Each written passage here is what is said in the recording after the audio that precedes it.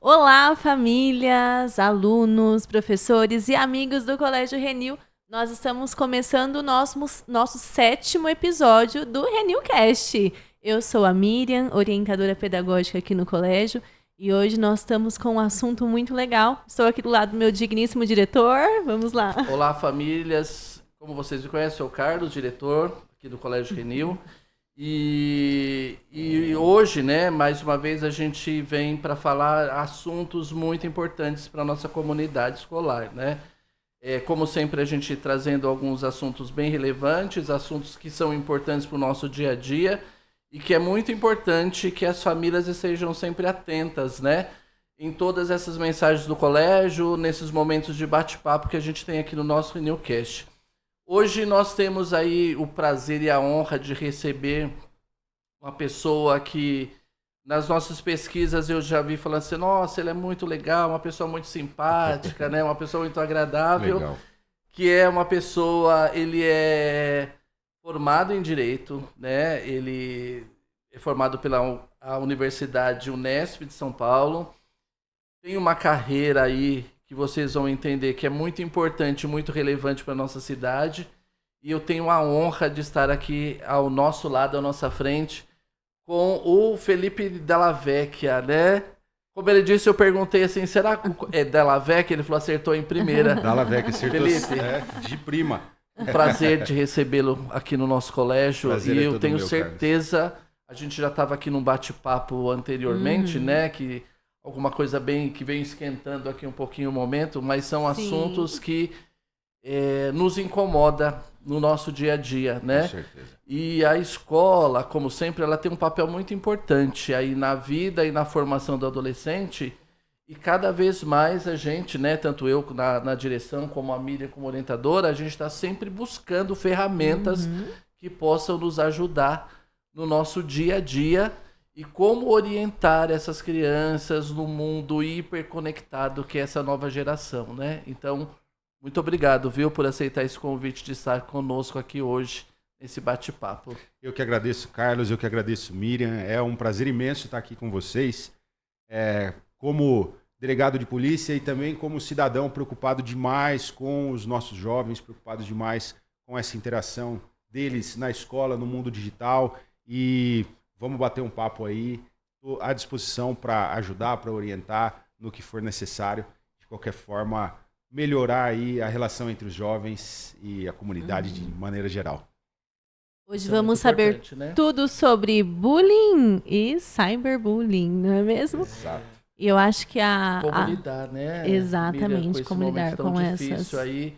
E a gente percebe, assim, tanto que o jovem não está sabendo como lidar com isso e a família também não, né? E a exato. escola precisa estar aí antenada para poder fazer o nosso papel, né? Que Exatamente. Informadores, é né? informar essa demanda, né? Essa nossa comunidade. Então, antes mesmo da gente entrar no assunto, já deixo meus parabéns ao Colégio Renil pela iniciativa dos senhores de fato promoverem esse tipo de educação, esse tipo de conscientização. Porque nos estudos que a gente faz, o que a gente percebe é que se a escola, né, falando especificamente do bullying no ambiente escolar, se a escola adota uma postura de intolerância a esse tipo de violência, porque o bullying é sim uma espécie de violência, na verdade ele se desdobra em várias espécies de violência quando cometidas reiteradamente, de forma sistemática, podem caracterizar o bullying. A gente percebe que se a escola adota uma postura de combate, ela é bastante clara ao não admitir esse tipo de conduta dos alunos na escola, ela acaba criando um clima institucional que é contrário ao bullying. E aquele que tem uma tendência a praticar o bullying, aquele aluno, ele vai perceber que o ambiente é desfavorável. Isso faz toda a diferença. Então, esse tipo de iniciativa dos senhores já contribui para o combate ao bullying, não tenham dúvida disso, né? Essa conscientização. E em relação ao bullying, a gente estava até conversando, né, diretor? Tudo é bullying? Qualquer tipo de zoação é bullying? Qualquer tipo de brincadeira é bullying? Não. Existe um conceito legal de bullying e ele ficou mais evidente, a lei não passou a prever um conceito legal de bullying quando o bullying passou a ser crime, mas a partir do momento em que o bullying passou a ser crime, esse conceito veio mais à tona. Então existe um conceito de bullying e a tradução legal, tradução feita pela lei para a palavra bullying é intimidação sistemática. Ou seja, o bullying ele não é um ato isolado, ele é um conjunto de atos praticados sistematicamente, mediante violência, mediante grave ameaça, e que não tem motivação aparente. Isso é bastante importante. Então, vamos lá, o rapaz, o meu colega, roubou, furtou, né, subtraiu o meu lanche. E aí eu vou lá e dou um cascudo nele. Não é para fazer isso, não estou falando que isso é certo. Não façam. Não estou incentivando a fazer isso. Mas esse cascudo poderia ser considerado bullying pela definição legal? Não, porque tem uma motivação. Né? Eu fiquei irritado porque ele pegou o meu lanche e aí eu fui lá e dei um cascudo nele. Tá errado do mesmo jeito, só não é bullying. Às vezes ele sofre num dia, uma criança... Às vezes o colega foi infeliz aquele dia e fez uma brincadeira que não foi legal. Isso. Né? Mas foi só naquele dia. Isso é caracterizado bullying? Não. Um único episódio não caracteriza o bullying. Tá? E isso faz bastante diferença, porque o bullying, sendo uma intimidação sistemática, é uma conduta bem mais grave do que só um ato isolado. Né? É claro que, a depender do ato isolado, isso já vai demandar uma atenção gigantesca da parte da escola, da parte do conselho tutelar, da parte da delegacia, da parte da justiça da infância e da juventude. Um ato, por exemplo, de agressão. Uma agressão em que o indivíduo, eles brigam por algum motivo, um chega a tirar sangue do outro, coisa que, assim, a gente ouvia falar que acontecia bastante na escola lá no passado. E hoje, felizmente, os casos que a gente ouve e até recebe na delegacia são bastante diminutos. Mas algo assim, algo grave assim, ainda que isolado, já vai desencadear uma série de consequências e de sanções que já são bastante gravosas. Mas, mesmo assim, mesmo um ato grave desse, se isolado, não caracteriza o bullying. O bullying, ele tem por característica ser sistemático, ou seja... Tem que ser recorrente. Exato, reiterado e sem motivação. Então, é o cara que é o aluno, ele vê um aluno que por qualquer razão ele julga como inferior a ele, porque é mais magrinho, porque é mais gordinho. Não existe, os magrinhos serão vítimas de bullying. Não. Pode ser magrinho, pode ser gordinho, pode ser muito alto, pode ser muito baixo. Pode ser qualquer coisa, por cor de pele. E aí a gente já entra em atos que podem até caracterizar atos infracionais análogos a crimes de racismo, e já fica bastante grave. Mas por qualquer razão, esse aluno que é considerado inferior, ele passa a sofrer uma série de ataques sem qualquer razão. E esses ataques, reiteradamente, eles são o bullying. É muito importante que você fale isso, né? Nós temos muitos conflitos no colégio. Criança, adolescente, né? Natural. É natural, é algo natural. Então, o bullying não, ele precisa ser recorrente, né? Precisa acontecer várias vezes, sem causa específica. Porque hoje a gente entende a preocupação de alguns pais, né? Em relação à criação, a gente entende... Né? Hoje o mundo está muito difícil, né? Comparado a alguns anos atrás, né? Só que os pais se preocupam acima do limite, né? Não tem esse equilíbrio aí entre preocupação, entre até onde eu posso intervir, né? E aí, não, meu filho está sofrendo bullying. Não, mas é conflito. Criança entra o tempo inteiro em conflito. E os adultos também, né? Também, exatamente. Eu não sou psicólogo, eu não sou... neurocientista. Para isso eu indico, por exemplo, o William Borghetti, que é um cara que fala... Já esteve aqui, inclusive, e é um cara que fala muito a respeito da forma como crianças e adolescentes pensam, né, da forma como eles se comportam, mas mesmo não tendo formação nessa área, a nossa formação, não a nossa formação, mas a nossa convivência aí com os seres humanos de maneira geral, mostra que a gente está sempre em conflito, né? E isso... A forma como os adultos e as crianças e adolescentes resolvem esses conflitos são naturalmente diferentes, mas a gente está sempre em conflito, né? Conflito é E parte da vida. É importante, faz parte, né? É importante. Sim, o que não pode acontecer é esse conflito passar da medida do legal, né? E aqui falo como delegado. O que não pode acontecer é transbordar isso e passar a ser um ato infracional, lógico, uma agressão, uma violência verbal, uma violência psicológica, nada nesse sentido. Né? Mas esses atos, eles são parte da realidade. E aí isso me lembra uma discussão que há, né? E a gente pega isso nas redes sociais.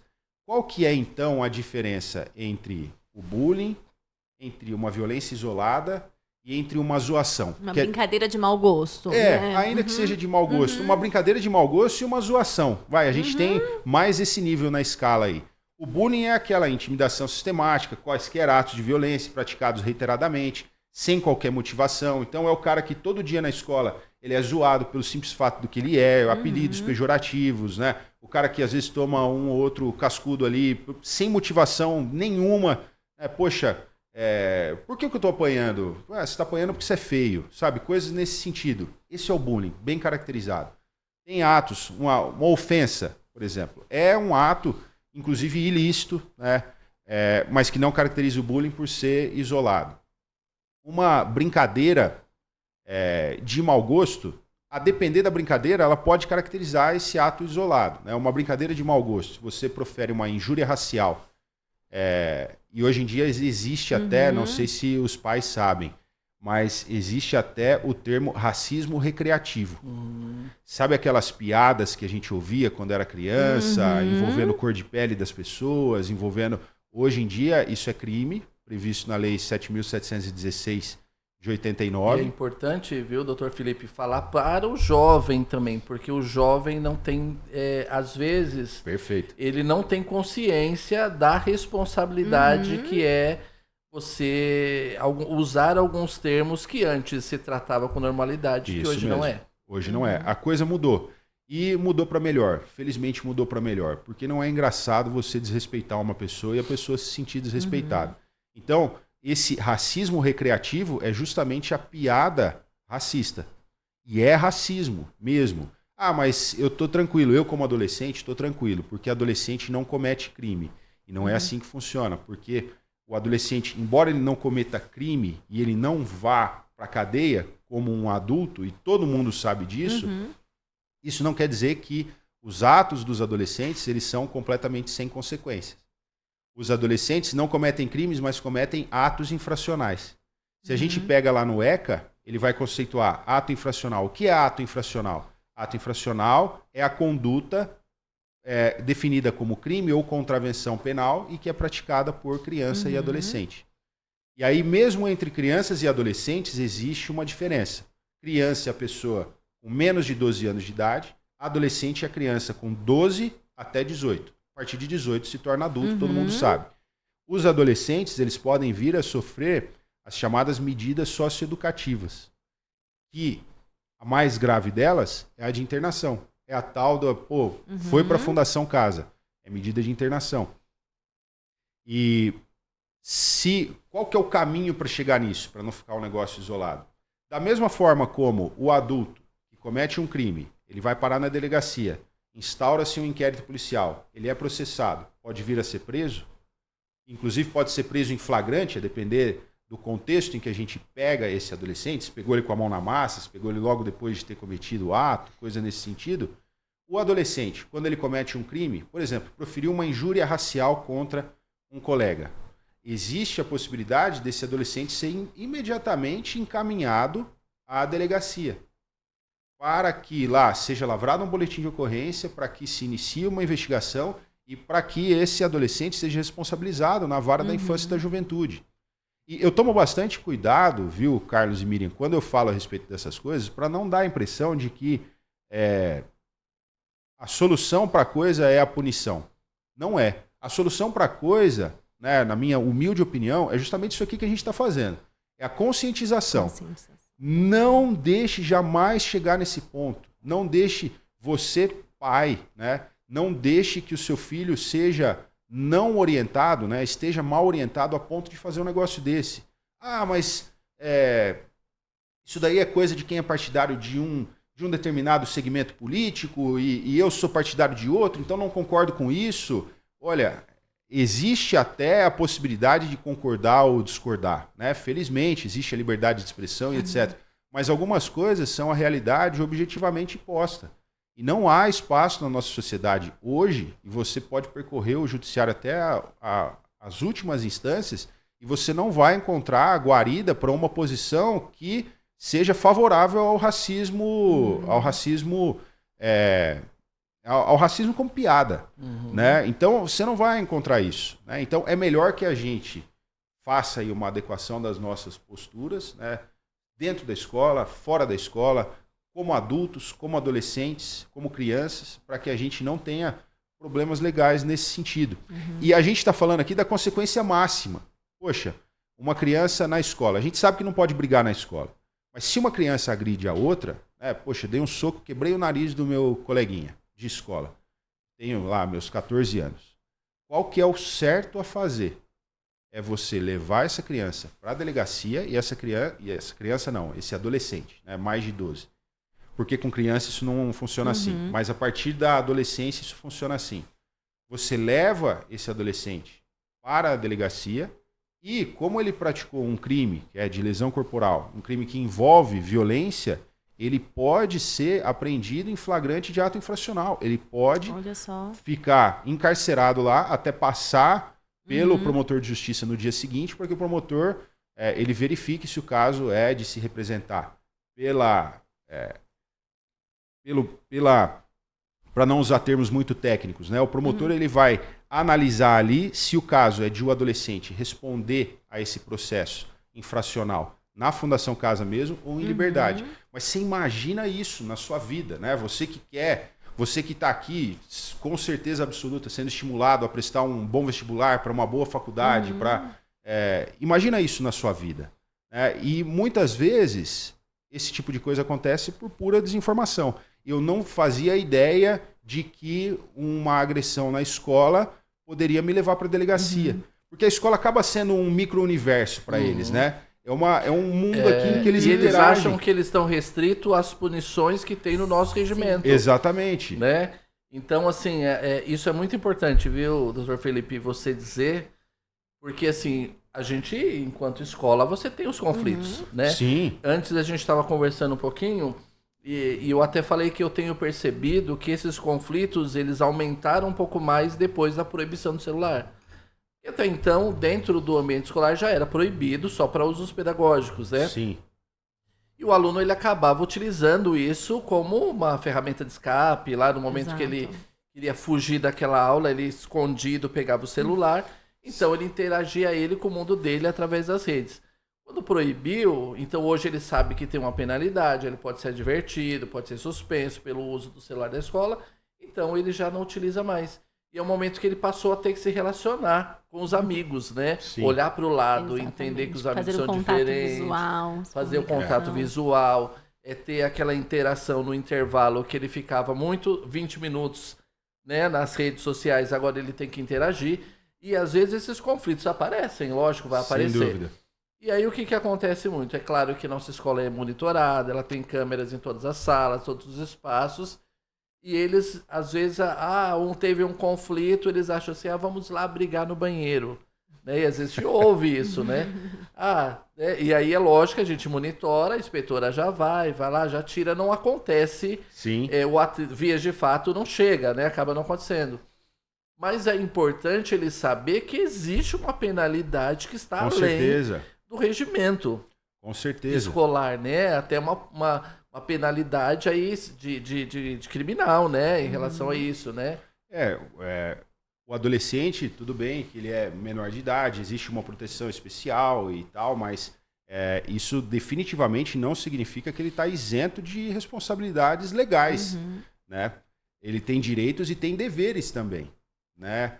E essa seara infracional, ela é mais frequente do que a mídia noticia, ela é mais frequente do que a gente fica sabendo por, sei lá, conversas com outras pessoas, mas semanalmente nós temos adolescentes apreendidos ali. É claro que não é no contexto, a apreensão não se dá em razão de violência praticada nas escolas e etc. Mas de adolescentes que partem para o furto, partem para o roubo, etc. Atos infracionais análogos a furto, análogos a roubo. Eles não cometem o crime, mas cometem esses atos infracionais. E a apreensão de adolescentes, infelizmente, é uma realidade bastante frequente. Não é? E a gente não fica sabendo, então a gente acha que não existe. Mas existe a responsabilização dos adolescentes ali e ela é aplicada. Não é? E a gente precisa conscientizar para que nunca chegue nesse ponto. Exatamente. E aí, uma coisa que a gente estava falando, né, e que acabou não concluindo. Qual que é a diferença disso tudo que a gente falou, que é ilegal, que gera esse tanto de...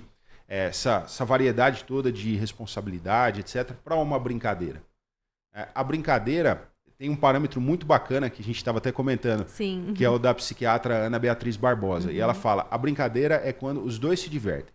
Todos se divertem. Isso, todos se divertem. Então, eu lembro que na minha época de escola, a gente tinha um grupinho ali de amigos e a gente vivia sacaneando um ao outro ali. E um tinha um cabelo que era mais esquisito, assim, um cabelo liso, meio grudado na cabeça, um negócio feio pra caramba. E aí a gente... E vira e mexe, ele chegava na sala, a gente tinha desenhado ele na lousa, assim. E aí ele pegava, olhava aquilo, ele dava risada, falava, pô, os caras me desenharam na lousa e tal. E aí um dia eu entrava, quem estava desenhado na lousa era eu. E aí a gente não se ofendia com aquilo. E esse é um parâmetro bastante importante. Se eu tô achando bacana, ainda que seja uma zoação, se eu tô achando legal, se essa é uma forma de fortalecer os laços com o meu amigo, etc., a gente continua, não tem problema, não há conflito aí, não há o que ser resolvido, não tem problema para ser resolvido. Agora, a partir do momento que começa a ofender, aí tem que parar. Simples assim. Ah, não, ele tem que suportar. Existe uma lenda que é ignorância pura, que é o bullying forma caráter. O bullying fortalece o caráter, o bullying estraga a autoestima. É isso que o bullying faz. O bullying detona a autopercepção, a percepção da pessoa a respeito de si mesmo. Você não precisa necessariamente sofrer para você formar o caráter. Quando você sofre, quando alguém vira para você e fala, você é feio, você é gordo, você é burro, você, sei lá, olha esse teu cabelo, olha... Você... Pô, que força extra chega disso daí, né? O que isso traz de bom para a pessoa? Só traz uma bala à autoestima. Então, se o sofrimento é o que traz, força, né, para a vida adulta, então, sei lá, os torturados nessas prisões de guerra aí, esses caras devem ser fortes pra caramba, né? A gente tem que chegar nesse ponto para que a pessoa seja E quantas forte. pessoas, quantos adultos hoje têm se tratado em terapia por coisas que viveram na infância, na adolescência, Exatamente. né? E tem que tomar até com o termo brincadeira, porque às vezes tá todo mundo ali brincando, às vezes a criança tá até rindo, o adolescente tá até rindo, mas, poxa, ele não tá gostando, tá ferindo. É isso mesmo. Então, o que eu sempre falo, né, para os alunos? Gente, brincadeira sobre cor de pele não existe. Sobre características físicas também não. Tem tantas outras coisas que vocês podem brincar, se divertir, mas não, nunca sobre a aparência do outro. Isso né? mesmo. Excelente, já é um excelente critério. E respeitar as diferenças, Exatamente. né? Porque, sem dúvida. principalmente dentro da escola, a gente tem uma pluralidade, né? De todos os tipos. E aí eu preciso respeitar a individualidade de cada um. Né? Sim, sem dúvida. E existe também, a gente fala bastante do bullying, pensando só no autor do bullying e na vítima do bullying, né? Mas existe um terceiro elemento que é fundamental para essa relação de bullying, que é o espectador. Sem espectador, não tem o bullying, não tem o show ali, não tem... Sem a plateia, não tem por que o cara fazer um negócio desse. Então, os espectadores... Existem classificações desses espectadores, mas, de maneira geral, os espectadores são aqueles que assistem o bullying. Eles podem adotar comportamentos bastante diversos. Eles podem não gostar do bullying, eles podem aplaudir o bullying, eles podem... Dar risada. Exatamente. E não ser espectador, você, de repente, orientar seu filho a não ser espectador é uma medida bastante útil também para o combate ao bullying, porque se você é o espectador, você está constituindo o tripé ali do bullying. Então, a ideia é tirar um desses elementos justamente para que o bullying não consiga se sustentar. Né? Perde completamente a graça se não tiver ninguém me assistindo, se não tiver ninguém para me achar forte, para me achar o cara, porque eu oprimo as pessoas que são mais frágeis. Recentemente, nós temos um programa aqui no colégio chamado Ser Mais Renil, né? E aí alguns adolescentes, né, foram escolhidos para fazer parte desse programa. E aí eles têm treinamento com psicólogas, né, abordando esses temas que são super relevantes, como bullying, cyberbullying, diferença, escutativa, né? E em uma das palestras nós estávamos conversando sobre isso. Há um tempo atrás, quando teve um crime, né, sobre uma pessoa negra. E aí saiu na internet um slogan, né? Não adianta você não ser racista, você tem que ser antirracista. Perfeito. Né? E aí foi o que eu comentei com os alunos também. Não adianta você só não fazer o bullying. Você tem que ser contra o bullying também. Exatamente. Né? Então, tá vendo um amigo ali sofrendo? Não seja telespectador, não fique... Ai, mas tá tudo bem, não é comigo. Não, envolve a todos, né? É a comunidade.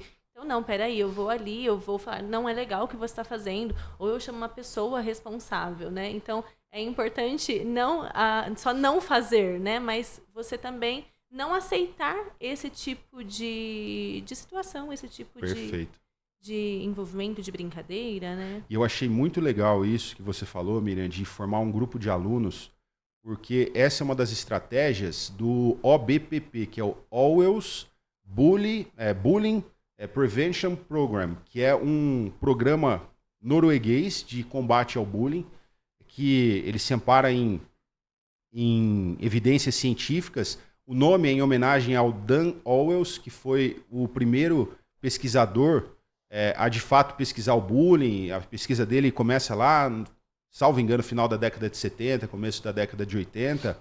E uma das estratégias que eles utilizam, hoje é possível que eles prestem consultoria nas escolas em que o bullying é um problema alarmante, etc. e tal.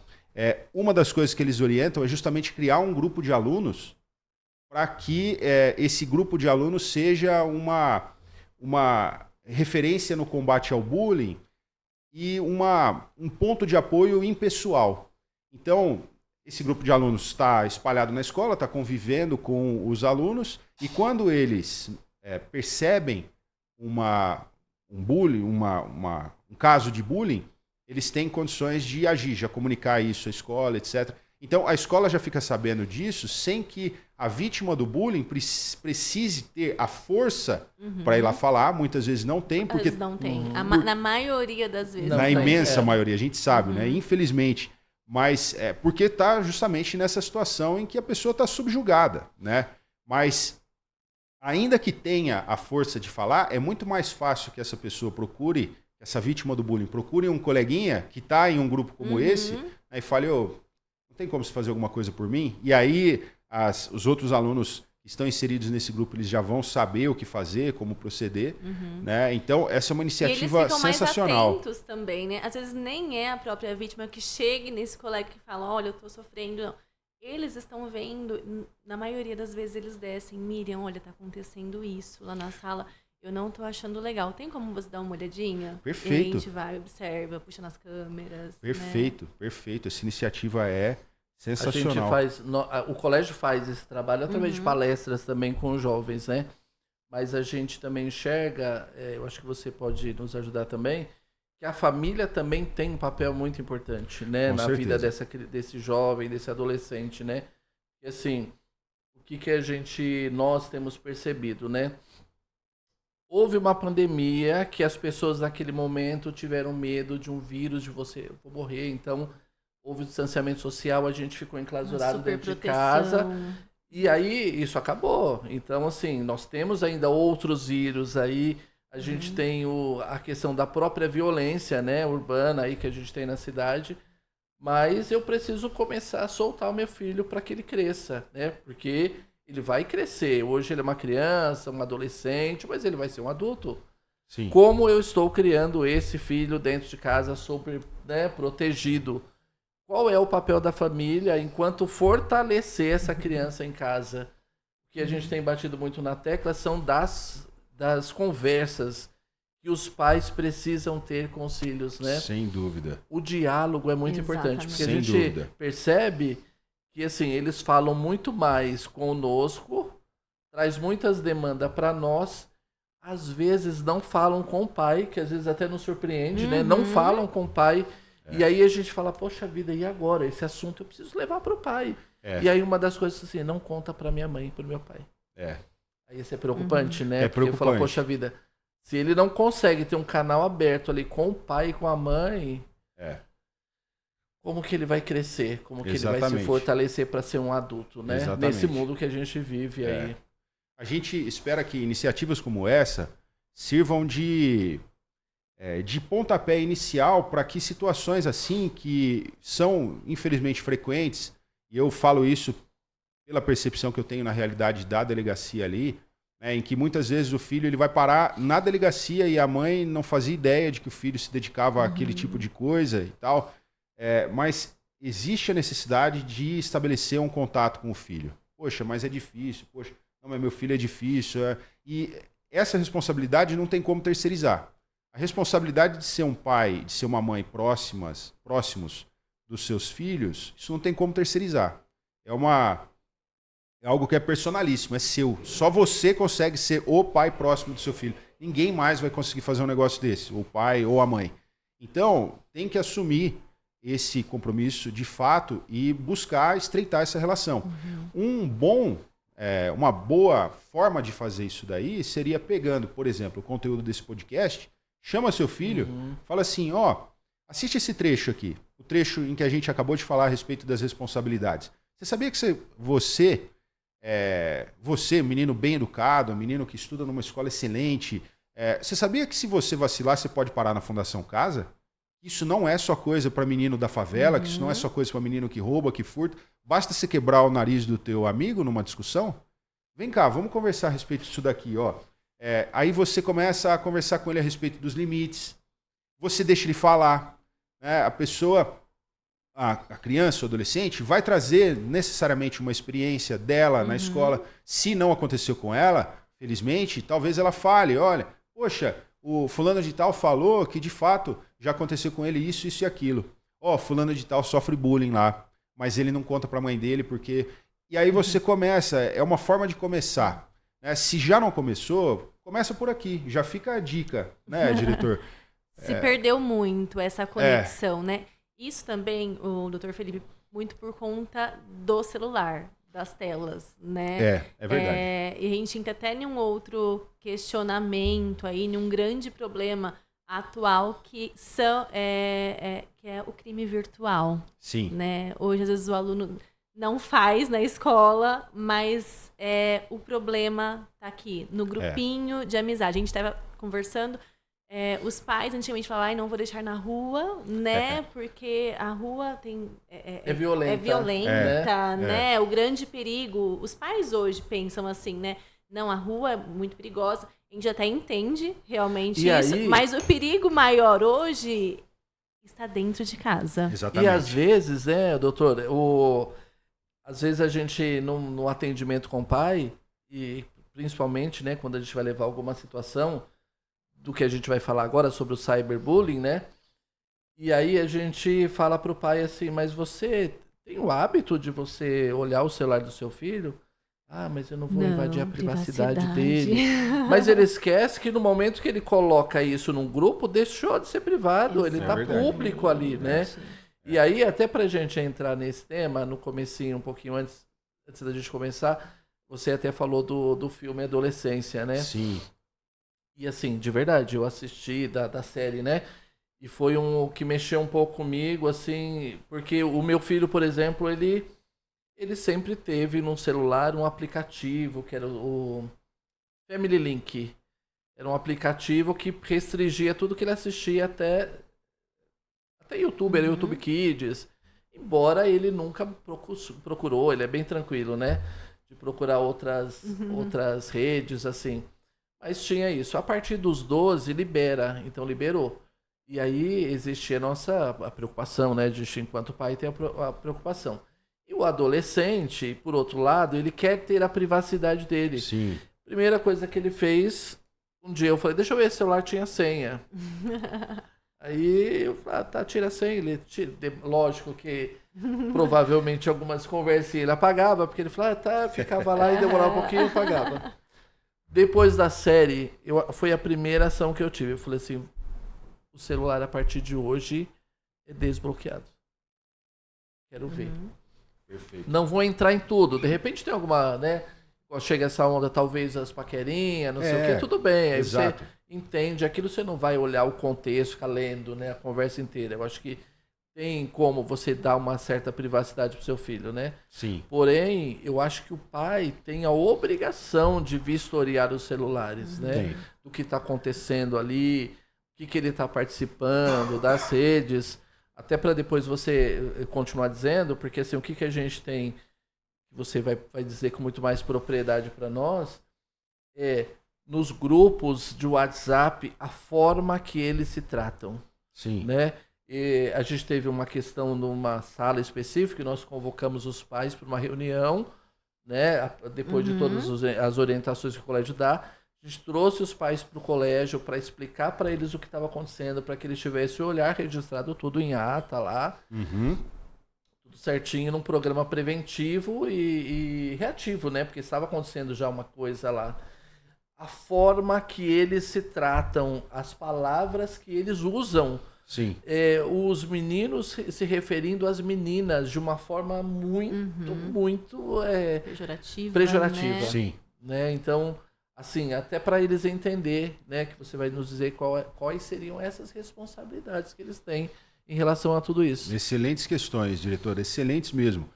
E vários insights aqui eu tive para comentar justamente nesse sentido. Então, a primeira coisa, para que não haja dúvida, crianças e adolescentes têm privacidade? Tem direito à privacidade. Está previsto na Constituição, crianças e adolescentes têm todos os direitos previstos na Constituição, mais alguns que são próprios da condição de pessoas em desenvolvimento, mas essa privacidade é irrestrita? Não, definitivamente não. A nossa privacidade não é restrita, a nossa como adulto não é restrita. E a criança e o adolescente, justamente como pessoas em desenvolvimento, elas precisam desse monitoramento dos pais. Elas precisam ter as suas ações monitoradas para que sejam justamente orientadas e protegidas dos perigos. Então, mas é fácil falar na prática. Como é que eu vou fazer isso? Né? Aí eu já não sou o melhor, a minha área de conhecimento já não é a melhor para falar. Talvez uma psicóloga, talvez, enfim, uma pedagoga saberiam dizer melhor como é que você vai fazer isso com o seu filho. Né? A gente aqui tende a falar de uma forma, sem querer parecer grosseiro, se vira, mas faz. Né? Procura a orientação correta, mas faz. O meu filho é muito rebelde, ele não me deixa pegar o celular, ele bota senha, se eu tento pegar, ele grita comigo. Senhora e o senhor têm um problema aí que precisa ser resolvido. Quem né? é o responsável ali, né? E às vezes a Exatamente. gente diz pro pai, use a sua autoridade, pai. Exatamente. Mas a autoridade de pai existe hoje em dia? Existe. Existe. Não é uma autoridade para meio bater. em desuso, né? Mas ela existe. É porque ela foi melhor regulamentada, diretor. Hoje em dia você não pode bater, né? Coisa que acontecia há 30 anos. Você batia na criança e acabou. Eu assisti um podcast da doutora Ana Beatriz, ela fala, acho que ela fala mais ou menos isso. Assim, no momento que você regulamentou que você não pode bater, o pai achou que ele não precisava fazer mais nada. Exatamente. Ele só E não precisava alimentar, dar roupa, alimentar. Não, ele precisa pôr limites. Ele precisa dizer não. Isso. Não pode, não vai, eu não quero que você faça isso, mas explique.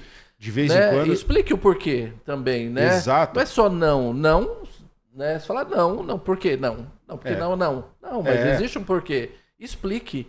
E explique como? Através do diálogo, da conversa. Exatamente. Né?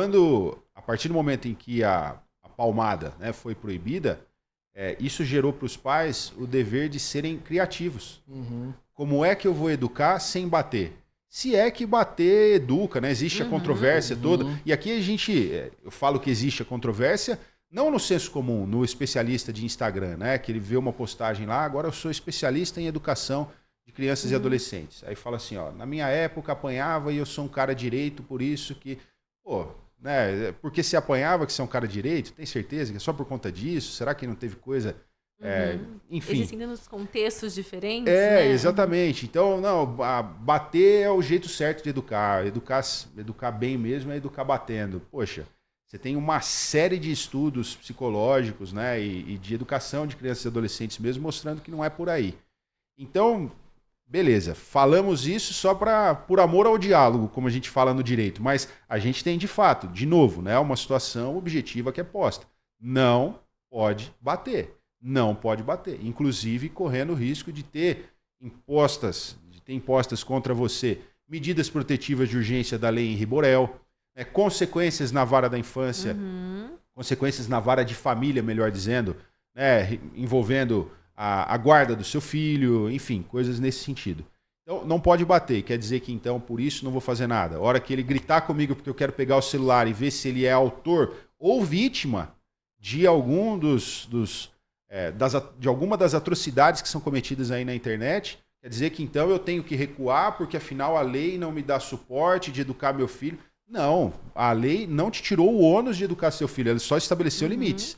Você vai educar seu filho, você ainda tem o dever de educar seu filho, você só não vai bater.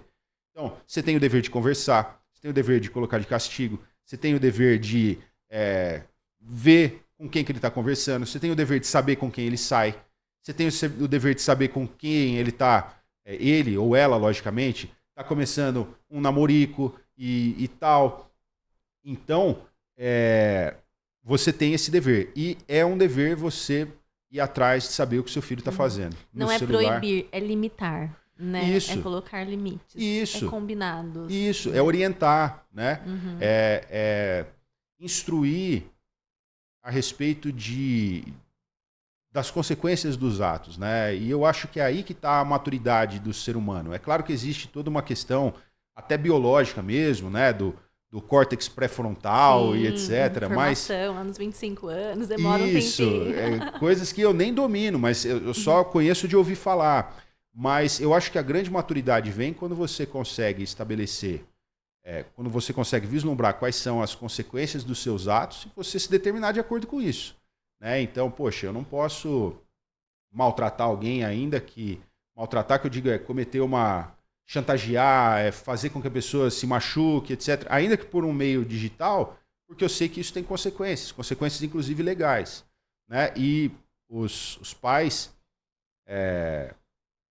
modestamente falando, tá? Assim, na minha humilde opinião, os pais andam muito bem quando eles despertam nos filhos a atenção para essas consequências. Então, eles têm sim o dever de educar, e esse dever de educar, ele é colocado em uma balança. Então, em um dos pratos a gente tem o dever de educar, o dever de orientar, o dever de proteger. E no outro a gente tem a privacidade. Então, você não vai violar a privacidade do seu filho à toa. Acabei de sair do banho, vou me trocar. Não, se troca de porta aberta aí, não pode fechar a porta nem para se trocar. Não, pera, isso é uma violação indevida da privacidade dele. Não faz o menor sentido. Agora, você não vai saber, pai e mãe, você não vai saber com quem eu converso, com quem eu saio, com quem eu xingo, por quem eu sou xingado, porque isso é a minha privacidade. Não, pera lá, vamos botar na balança. Aqui o que está pesando mais é o fato de eu ser seu pai e eu precisar te educar, né? E eu precisar te proteger. Então, o que gera muito desconforto nesse sentido é que não existe uma resposta pronta, né? Isso é até no direito. Quando a gente pega princípios, né? Por exemplo, dever de educar, dever de proteger, isso é muito amplo. Não é uma regra clara como não pise na grama. Você vai saber exatamente quando você violou a regra. Basta você pisar na grama. Agora, até onde vai o meu dever de educar? Será que eu estou extrapolando desse dever? Será que eu estou violando a privacidade? E isso é caso a caso. Isso é caso a caso. O bom senso ajuda muito. A conversa ajuda muito. Você ter claro o objetivo que você quer, que é proteger seu filho. Você ter essa clareza ajuda muito. E ter a consciência de que a escola não vai fazer o seu papel de pai, né? O conselho tutelar não vai fazer o seu papel de pai, a delegacia muito menos vai fazer o seu papel de pai. Quando para na delegacia, infelizmente, porque as coisas já andaram muito mal, E eu sempre falo assim, a gente percebe, principalmente de uns tempos para cá, uma mudança institucional na Polícia Civil mesmo, né? A Polícia Civil é aquela a qual se vinculam as delegacias, né? As delegacias todas são delegacias de Polícia Civil. E isso tem sido passado para a gente desde o curso de formação. Existe uma preocupação muito grande da instituição em ser uma instituição acolhedora para vítimas, em ser uma instituição que é um verdadeiro pronto-socorro jurídico. 2h30 da manhã, estou com um problema jurídico, eu não sei a quem eu vou recorrer. Você vai na delegacia, você busca orientação. Já orientei a respeito de questão civil, já orientei a respeito de questão de direito de família, já orientei a respeito de questão até de direito do trabalho. Poxa, meu empregado, ele fez isso, isso e aquilo, o que eu faço? Ó, senhor, não é na delegacia que o senhor vai resolver. Mas amanhã, nas primeiras horas da manhã, procura um advogado trabalhista, provavelmente ele vai orientar o senhor nesse sentido. Não é minha especialidade, mas a gente é formado em direito. Então, esse tipo de orientação a gente consegue dar e acaba sendo um papel da delegacia como um verdadeiro pronto-socorro jurídico. Esteja à vontade para procurar a delegacia nesse contexto. Esteja à vontade. Olha, eu estou achando que o meu filho ele está envolvido num grupo e ele está sendo vítima de alguma coisa nesse grupo. Eu não sei o que fazer, delegado. Então, pera que a gente vai fazer também. A gente vai te ajudar. Vem cá, vamos conversar com o seu filho. Né? Se for adolescente, às vezes a gente não consegue conversar porque existem limitações legais. Mas a gente pode se valer de outros meios ali para, de fato, tomar pé dessa situação. Se há um indício de uma violência acontecendo contra o adolescente, a gente não pode ficar inerte. É muito importante os pais estarem alertas, né? Hoje Sim. nós temos muitos perigos Muitos. No mundo virtual, né? Sim. Vários aplicativos, né? Redes sociais. Então, é muito importante que os pais estejam alerta a qualquer mudança no comportamento. Porque, de alguma maneira, aquele adolescente vai mudar aí o seu comportamento. É muito importante que os pais fiquem atentos e procurem a escola, né? Ou procurem também a delegacia, Sem um dúvida. aconselhamento. Sim. O que eu queria perguntar para você? Esse jovem que ele participa de alguns grupos e às vezes ele tem condutas totalmente, sei lá, tortas, vamos dizer assim, inadequadas, né, dentro desse grupo, que agride o colega, que humilha, que não sei o que tem. Quais são as penalidades que esse jovem pode correr estando numa rede? Porque acontece, né? A gente tem muitos, igual nós conversamos, da forma que eles se tratam nos grupos de WhatsApp, às vezes a exposição de pegar imagens do colega, jogar lá no Instagram, com xingamentos, com grupos de... Porque vira e mexe a gente... Igual a gente conversa muito com jovens e a gente fala assim, olha, nada se passa despercebido pela escola, né? Por isso que a escola também tem uma responsabilidade nisso, embora seja o ambiente virtual, né? Sim. Porque nada passa ileso da escola. E às vezes acontece muitas situações que, assim, um jovem que de repente participou, ouviu aquela informação, não concorda e traz a informação pra gente. Por mais que a gente não participe, né, desses grupos. E às vezes são grupos de Instagram, né? Essa conduta deve ser incentivada, inclusive. Às vezes usa esse grupo para fazer um xingamento com o colega, expõe, humilha o colega nesse grupo. Sim. E só incrementando também, às vezes eles fazem isso e depois eles apagam, né? Certo. As punições aí para o cyberbullying, bullying, são as mesmas punições? Como que é feita aí essa averiguação? O que se faz no mundo digital é punível, né? A responsabilização vem da mesma forma como se eu fizesse pessoalmente. Tá? E no caso do bullying especificamente, é que é muito difícil caracterizar o crime de bullying, né? Ou o ato infracional análogo ao crime de bullying, porque o próprio legislador colocou lá o bullying, aí ele descreve e fala assim, se a conduta não configurar crime mais grave. E normalmente configura, porque você tem uma ofensa, você tem uma lesão corporal, enfim. Então, especificamente em relação ao bullying, o cyberbullying, ele é punível uma pena ainda maior que a do bullying. A pena do bullying é só de multa e a pena do cyberbullying já é uma pena, já se prevê uma pena de prisão e etc. Justamente por conta da abrangência, das proporções incalculáveis que podem ter um ato de cyberbullying, né? Então, o indivíduo que ele se vale da facilidade, né, da internet. Ontem eu vi, inclusive, eu ouvi dizer essa frase, e eu vi, de novo, citando o William Borghetti, que ele citou o grande filósofo Mike Tyson, né? E ele falou o seguinte, ele falou que hoje em dia a internet gerou uma certa facilidade porque você xinga as pessoas sem correr o risco de tomar um soco na cara, né? Bem ali na linha da filosofia do filósofo Mike Tyson. Mas é bem isso. Hoje em dia, para você xingar alguém na internet, é muito fácil. Até por isso que a conduta é apenada de forma mais gravosa. Mas achar que a internet, né, que o meio digital, o fato de você não estar pessoalmente ali com a pessoa, isso vai te trazer alguma isenção, eu vou me valer do anonimato para poder praticar as condutas e ninguém vai me encontrar, isso é um erro. Mesmo que eu xingue, humilhe aquela pessoa, depois eu vou lá e apago. A polícia tem formas de recuperar esse tipo de informação, tá? Existem programas, inclusive a Polícia Civil de São Paulo, né? Já puxando o saco para a minha instituição, que eu gosto muito, inclusive, ela tem programas avançadíssimos. O que tem nos Estados Unidos, que a gente vê nas séries ali, tem aqui na Polícia Civil de São Paulo. Então, o que se pode fazer hoje, em termos de recuperar informações, etc., a gente pode fazer aqui. Então, o meio virtual, e é importante que isso fique bastante claro, o meio virtual não deve ser tido, e de fato não é, um meio seguro para a prática de crimes. Um meio em que você pratica o crime ali e você acha que você vai se beneficiar com impunidade. Definitivamente não.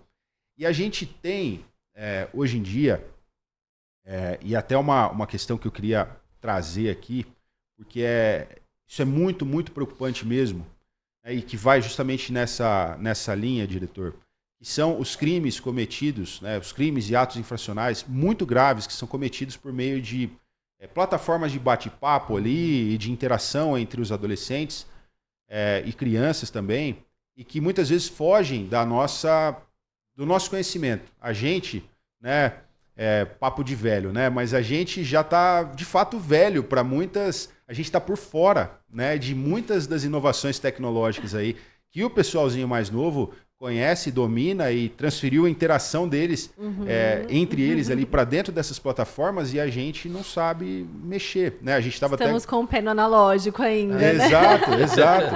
A gente até comentava, né, Miriam? Se você pega, por exemplo, o Discord, ele não é intuitivo, ele não é fácil de mexer. Não, eu entrei esses dias, né? Eu falei, muito se fala desse aplicativo, né? Eu falei, vou entrar. Sim. Pra ver se eu acho alguma coisa. Eu acho que é importante nós estarmos cientes, né, do que está acontecendo. Eu não soube mexer, de verdade. Eu falei, gente, por onde que eu começo? Não tem nada, não é intuitivo, é igual você falou. Mas é importante a gente superar essa barreira e conseguir dominar minimamente esses aplicativos, até para a gente saber mais ou menos como funciona, sabe?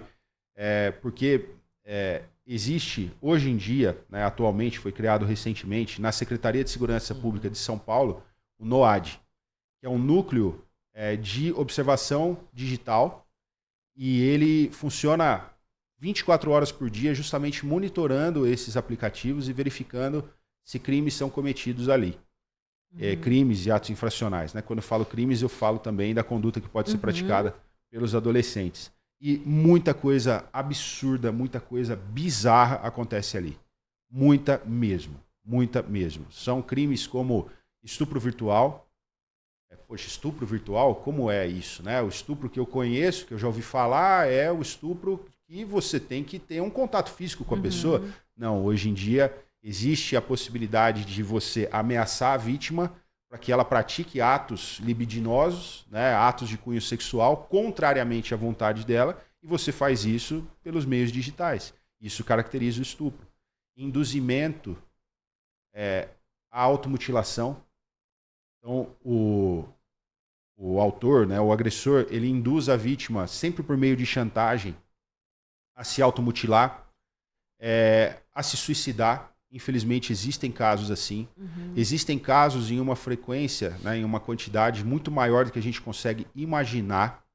Então, o NOAD, por exemplo, que é coordenado pela delegada de polícia, doutora Elisa Andréa, eu vi em uma entrevista ela falando que já salvou, né, a atuação, ela é muito humilde, né, embora seja uma profissional brilhante.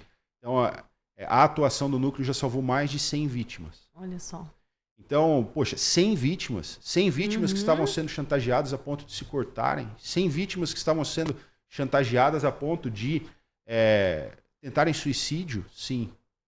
Poxa, é um número gigantesco. E fora as outras todas que vão surgindo aí.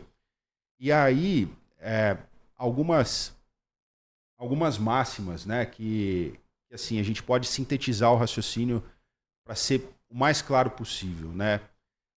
E aí eu peço a gentileza de orientar os seus filhos e filhas nesse sentido. Até quanto jogos simples, né? Como o Roblox. Muitas Isso crianças jogam hoje o Roblox. Né? É. Eu tenho sobrinha de 4, 5 anos. Eles jogam. Concluir ao longo da minha experiência aí como delegado, uma delas é a seguinte, né? E eu peço a gentileza dos pais falarem isso para os filhos. Nunca, por mais quadrado que isso possa parecer, nunca na sua vida mande um nude. Nude, né? A foto nua, a foto da pessoa nua. Nunca.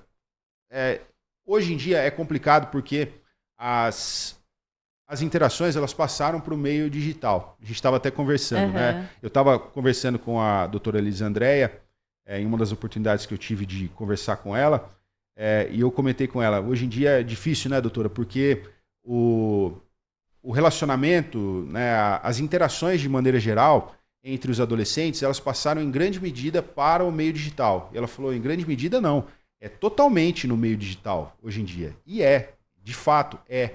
Então, por que o namoro não passaria para o meio digital? Ele passou também. Então, a pessoa, o agressor, ele escolhe uma vítima, ele começa a tentar estabelecer um namoro virtual ali e convence essa vítima a mandar um nude. A partir do momento em que mandou um nude, a pessoa está na mão dele. Vai passar a chantagear. Ameaças, né? Vai passar a chantagear, vai falar, olha, eu vou divulgar, todo mundo vai ver, eu vou passar na tua escola. E nesse primeiro contato, o agressor já descobriu onde ela estuda, onde a vítima estuda, onde moram os parentes, onde ela mesma mora, exatamente, quais são as vulnerabilidades dela. Eu tenho um histórico na minha família, que meu pai tem alcoolismo, enfim, sofre de alcoolismo e tal. Então ele já descobriu as vulnerabilidades todas dela, subjugou essa vítima e agora tem como chantagear essa vítima. É por isso que você, uma visão um pouco mais curta da coisa, né, querendo simplificar o que é complexo, vira e fala, poxa, como assim a menina vai se cortar? É só ela não se cortar, é só desligar o negócio ali, né, mas a interação dela está no mundo digital, não é simplesmente desligar o negócio ali, aquilo é a interação dela. Né? É como se numa situação como a nossa aqui, em que a gente está pessoalmente, eu conseguisse estalar os dedos e desaparecer daqui para que o problema suma. Né? Não é assim que acontece. Não é simples assim. Não. Outra coisa, Miriam, é a seguinte, nunca tenha relacionamentos secretos. Isso vale para crianças, não, né? Para adolescentes e também para adultos. Isso vale também para adultos. Nunca tenha relacionamentos secretos, porque é necessário que a gente nunca conhece de fato as pessoas, né? Principalmente em início de relacionamento. Se acontecer alguma coisa, e principalmente se precisar da polícia, é necessário que a gente tenha a quem recorrer. Então, já houve casos, por exemplo, em que a mãe chegou na delegacia e a filha não era nem adolescente, era maior de idade já. Mas ela me mostrou uma foto e a moça estava coberta até o pescoço, com os olhos vidrados assim. A gente achou aquilo muito estranho, muito mesmo. E, poxa, será que mataram essa moça? Vamos atrás. Quem é o namorado dela? A mãe não sabia. Não sei. Quem é o namorado dela pro pai? Não sabia. Aí vai indo... Poxa, a polícia ela tem que ter acesso a informações. A gente não tem a bola de cristal. Então, converse com seu filho, converse com a sua filha para criar com eles um ambiente... Um vínculo, né? Um vínculo, perfeito. Um vínculo favorável a ele te contar. Sabe, ó, mãe, eu tô saindo com o fulaninho e hoje a gente vai em tal lugar, hoje a gente vai no cinema, hoje a gente vai, enfim. né? E essas coisas são... Avisa um amigo, avisa uma amiga. Isso, alguém tem que saber. Alguém tem que saber. É impossível você ter um relacionamento secreto e... Então, eu não vou contar pra, sei lá, não vou contar pra minha mãe. Mas eu vou contar pra minha melhor amiga, que minha mãe sabe que é minha melhor amiga. Sabe quem é minha melhor amiga, exatamente. Se a polícia perguntar pra sua mãe, ela vai saber, ela vai poder falar. Eu não sei direito quem é, mas a melhor amiga dela é a fulaninha de tal. Que mora na casa tal, na Isso, rua tal. Exatamente. E isso não tem jeito da escola suprir. Por mais que hoje em dia, né, se tente colocar na escola a responsabilidade por muita coisa, e a escola de fato assume responsabilidade por muita coisa e consegue desempenhar com excelência essas responsabilidades todas, não tem jeito, algumas responsabilidades como essa, não tem jeito de você passar para a escola. De fato não tem. Então, se você puder deixar uma mensagem para os pais, para os adolescentes, doutor, eu acho que foi muito valioso esse nosso bate-papo. Gostei muito também. Doutor Felipe depois vai retornar, né? Perfeito. Vamos marcar para ele vir bater um papo com os adolescentes também aqui no colégio. Mas se você puder deixar uma mensagem para essas famílias, né? Já foi muito rico, mas qual conselho você daria para essas famílias? O conselho seria para que de fato se aproximem de seus filhos, né? Para que busquem saber o que de fato essas crianças, esses adolescentes fazem, para que se preocupem com as redes, né? Não só o Instagram, não só o Facebook, isso já é coisa de velho, né? Se preocupem, procurem conhecer essas redes novas, o Roblox, o Discord, procurem saber o que seus filhos estão fazendo, procurem conversar com seus filhos, saber o que está acontecendo com eles no âmbito da escola, busquem ajuda da escola, busquem ajuda da delegacia de polícia, se for necessário.